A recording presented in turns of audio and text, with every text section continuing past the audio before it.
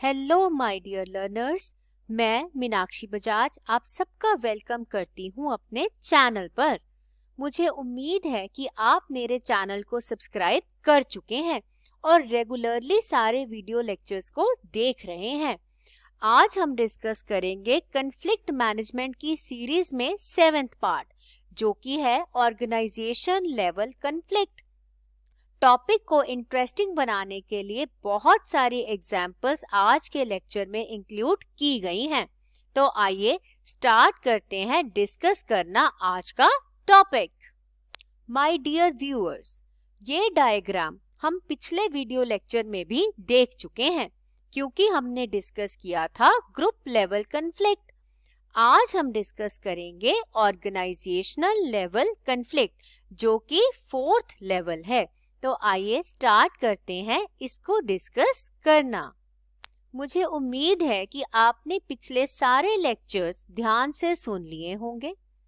अगर आपने conflict management का कोई भी लेक्चर मिस कर दिया है तो मैंने सभी लेक्चर्स का लिंक डिस्क्रिप्शन बॉक्स में दे दिया है, तो आप उन्हें पहले देख लीजिए ताकि आपको ऑर्गेनाइजेशन लेवल कॉन्फ्लिक्ट अच्छे से समझ आ सके।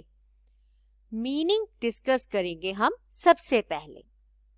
तो कोई भी कॉन्फ्लिक्ट यानी कोई भी मतभेद, चाहे वो इंडिविजुअल लेवल का हो, ग्रुप लेवल का हो, ग्रुप में चाहे इंटर ग्रुप हो या इंट्रा ग्रुप हो, ये सारे के सारे कॉन्फ्लिक्ट जो हैं ये एक ऑर्गेनाइजेशन में ही होते हैं। यानी ये सभी मिलकर एक ऑर्गेनाइजेशन के लिए एक मुसीबत भी बन सकते हैं। तो हम इसको डिस्कस करेंगे एक एग्जाम्पल के साथ। एक ऑर्गेनाइजेशन में कई तरह के मतभेद हो सकते हैं। एग्जाम्पल पे मैं आपको दिखा रही हूँ 2 मैनेजर्स। कई बार 2 मैनेजर्स जो कि अलग अलग डिपार्टमेंट में काम करते हैं, उनका आपस में कंपटीशन सा हो जाता है। ऑर्गेनाइजेशन के अंदर लिमिटेड रिसोर्सेज होते हैं, यानी पैसे की भी लिमिट है, लोगों की भी लिमिट है। तो हर एक मैनेजर कोशिश करता है कि ज्यादा से ज्यादा रिसोर्सेज वो अपने डिपार्टमेंट में खींच लाए। एग्जाम्पल को ध्यान से सुनिएगा। एचआर मैनेजर कह रहा है कि मैं चाहता हूं कि 6 नए लोगों को काम पे रखा जाए। नया प्रोजेक्ट इंप्लीमेंट करना है तो लोगों की जरूरत है। फाइनेंस डिपार्टमेंट के लोग कहते हैं नॉट एट ऑल, बिल्कुल भी नहीं। फाइनेंस डिपार्टमेंट लोगों की तनख्वाह के ऊपर और ज्यादा खर्चा करने को रेडी नहीं है। तो जो अपॉइंटमेंट्स के बारे में आप बात कर रहे हो उन्हें डिले कर दो, अभी किसी भी नए इंडिविजुअल को काम पे नहीं रखा जाएगा। तो ये आप ध्यान से सोचिए, यहाँ पर कन्फ्लिक्ट अराइज हो गया है। दोनों मैनेजर्स एक ही ऑर्गेनाइजेशन के हैं, लेकिन दोनों की सोच आपस में नहीं मिल रही। तो ये हुआ ऑर्गेनाइजेशन लेवल कॉन्फ्लिक्ट। जब भी एक ऑर्गेनाइजेशन में कॉन्फ्लिक्ट होगा तो मैनेजर का बहुत ही इंपॉर्टेंट रोल उसमें आ जाता है। मैनेजर को उस कॉन्फ्लिक्ट को अच्छे से हैंडल करना पड़ेगा, यानी अच्छे से संभालना पड़ेगा। और उसने ये ध्यान रखना है कि हर कॉन्फ्लिक्ट फंक्शनल कॉन्फ्लिक्ट हो। ये मैंने आपको टाइप्स ऑफ कॉन्फ्लिक्ट में अच्छे से समझाया था कि फंक्शनल कॉन्फ्लिक्ट क्या होता है और डिसफंक्शनल कॉन्फ्लिक्ट क्या होता है। तो मैनेजर का यही रोल है कि वो कॉन्फ्लिक्ट को डिसफंक्शनल ना बनने दे, क्योंकि वो ऑर्गेनाइजेशन के लिए बहुत भारी पड़ सकता है। कोई भी कॉन्फ्लिक्ट जो ऑर्गेनाइजेशन के अंदर चल रहा है उसे इंट्रा ऑर्गेनाइजेशन कॉन्फ्लिक्ट बोला जाता है। चाहे वो ऑर्गेनाइजेशन के अंदर काम करते हुए इंडिविजुअल का हो, ग्रुप का हो या 2 ग्रुप्स का हो। तो क्या हुआ? Intra organisation conflict. सेकंड है इंटर ऑर्गेनाइजेशनल लेवल कॉन्फ्लिक्ट। इसका मतलब होता है जब 2 ऑर्गेनाइजेशंस का आपस में कोई मतभेद हो जाता है। तो जो 2 ऑर्गेनाइजेशंस हैं वो एक दूसरे के साथ जुड़ी हुई हैं, यानी या तो वो डिपेंडेंट हैं, एक दूसरे के ऊपर निर्भर करती हैं किसी चीज के लिए, या रिलेटेड हैं, जुड़ी हुई हैं। तो चलिए डिस्कस करते हैं कि दो ऑर्गेनाइजेशंस का आपस में किस तरीके से मतभेद हो सकता है। सबसे पहले है बायर एंड सेलर ऑर्गेनाइजेशन। इसके अंदर आप स्लाइड में देख रहे होंगे कि 3 पॉइंट्स हैं। इन तीनों पॉइंट्स को हम एग्जाम्पल से ही समझेंगे। सबसे पहला हम स्टार्ट करने लगे हैं विद एन एग्जाम्पल। दो कंपनीज जो एक दूसरे के साथ रिलेटेड हैं, एक है बायर कंपनी जो कुछ खरीदना चाहती है, दूसरी है सेलर कंपनी जो अपने सामान को बेचना चाहती है। तो जब दो कंपनीज आपस में नेगोशिएट करती हैं, नेगोशिएट का मतलब होता है बातचीत करना, किसी भी प्रोडक्ट को बेचने के बारे में या किसी सर्विसेज को बेचने या खरीदने के बारे में, तो उनका आपस में मतभेद हो सकता है। दोनों कंपनीज एक दूसरे के साथ बिजनेस तो करना चाहती हैं, लेकिन दोनों के ऑब्जेक्टिव्स जो हैं वो एक दूसरे से मेल नहीं खाते। मेल ना खाने की कुछ खास वजह हैं। पहले जो सेलर कंपनी है वो ये चाहती है कि मैं माल उस प्राइस पर बेचूं कि मुझे ज्यादा से ज्यादा प्रॉफिट मिले, और साथ में मैं जिसको माल बेचूं वो कंपनी मेरे साथ जुड़ जाए और बार बार मेरे पास ही आए माल खरीदने के लिए। लेकिन जो बायर कंपनी है उसका ऑब्जेक्टिव ये है कि मैं सस्ते से सस्ता प्राइस ढूंढूं और उसी से माल खरीदूं जो मुझे लोएस्ट प्राइस चार्ज करे। साथ में वो किसी के साथ बंद कर नहीं रहना चाहते। वो ये चाहते हैं कि जहां से हमें अच्छा प्राइस मिलेगा हम उसी से लेंगे। अब यहाँ पर ध्यान से देखिए, दोनों के ऑब्जेक्टिव्स तो मैच नहीं करते, लेकिन फिर भी वो एक दूसरे से जुड़ना चाहती हैं। यहाँ पर रोल आएगा नेगोशिएशन का। दोनों के बीच में बातचीत होगी, गिव एंड टेक रिलेशन होगा। कोई नीचे आएगा, अपनी बात को छोड़ेगा, कोई दूसरे की बात को मानेगा, यानी एंड होगा म्यूचुअल एग्रीमेंट पे।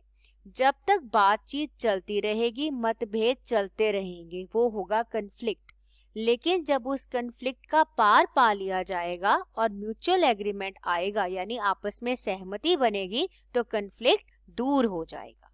अब आपको अगर एग्जाम्पल से पहला पॉइंट अच्छे से क्लियर हुआ है तो लेक्चर को अभी लाइक कर दीजिए, चैनल को सब्सक्राइब करना मत भूलिए और लेक्चर को ज्यादा से ज्यादा शेयर कीजिए ताकि सभी लोग टॉपिक को अच्छे से समझ पाएं। अब आ जाता है दूसरा पॉइंट, जो कि है union and organisation employing the members. चलिए इसे भी हम एग्जाम्पल की मदद से ही समझ लेते हैं।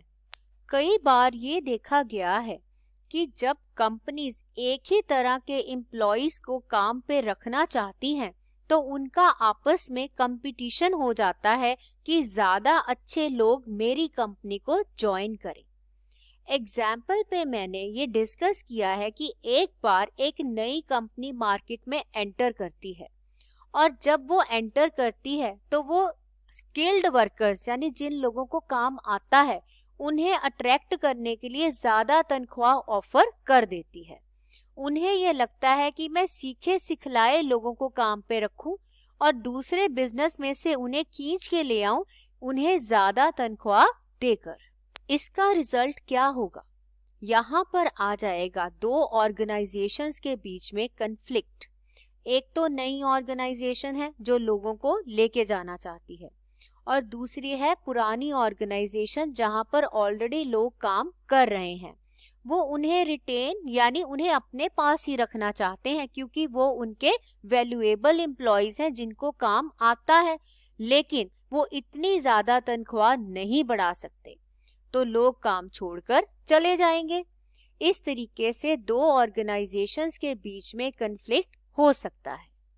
थर्ड पॉइंट है गवर्नमेंट रेगुलेटरी एजेंसीज यानी सरकारी संस्थाएं और कंपनियां। तो कंपनीज का सरकार के साथ भी मतभेद हो सकता है। सरकारी एजेंसीज कंपनीज के ऊपर एक्शन लेती हैं। जब भी कोई कंपनी कस्टमर से किसी गलत ढंग से कोई फीस चार्ज कर लेती है या कस्टमर से पैसे तो ले लेती है लेकिन उसके बदले में उसकी मनचाही चीज उसको नहीं देती, यानी ब्रीच ऑफ ट्रस्ट, विश्वास को कंपनी तोड़ देती है, धोखा दे देती है। या कस्टमर को घटिया प्रोडक्ट्स बेच देती है। या जब कंपनीज कोई ना कोई नियम तोड़ती हैं और एक अनैतिक काम कर देती हैं जो कि एथिकल बाउंड्रीज में नहीं आता। कस्टमर के साथ किसी भी तरीके का किया गया फ्रॉड कानून को अपने हाथ में लेना है, जहां पर सरकारी कंपनीज जो हैं वो आगे आती हैं और कंपनी के ऊपर एक्शन ले लेती हैं। या कस्टमर को कोई ऐसा सामान बेच दिया जाता है जो डेंजरस है, जिसको यूज करने से उसकी सेहत के ऊपर कोई बुरा असर आ सकता है। तो इस तरीके से सरकार को आगे आना पड़ता है और कंपनीज के ऊपर कोई ना कोई एक्शन लेना पड़ जाता है। कई बार ये भी देखा गया है कि कंपनीज खुद सरकार के पास जाती हैं क्योंकि कोई ना कोई मतभेद हो जाता है। सरकार ने कोई टैक्स लगा दिया या कोई जो छूट दी जाती थी कंपनीज को वो खत्म कर दी, तो भी मतभेद पैदा हो सकता है। तो इस तरीके से ये 3 तरह की प्रॉब्लम्स जो हैं वो आ सकती हैं। इसके साथ ही हमारा ऑर्गेनाइजेशन लेवल कन्फ्लिक्ट कंप्लीट हुआ। अगले वीडियो लेक्चर में हम कॉजेज ऑफ कन्फ्लिक्ट जो है वो डिटेल में डिस्कस करेंगे। तो जुड़े रहिए मेरे चैनल के साथ और भूलिए मत, लेक्चर को लाइक जरूर कीजिए, चैनल को सब्सक्राइब करिए ताकि आपकी स्टडी अच्छे से रेगुलरली चलती जाए। शेयर भी वीडियो लेक्चर को जरूर कीजिएगा। तो जुड़े रहिए मेरे साथ। मैं मीनाक्षी बजाज आपको विश करती हूँ all the best for your exams. मिलते हैं बहुत जल्द। Stay happy, enjoy learning.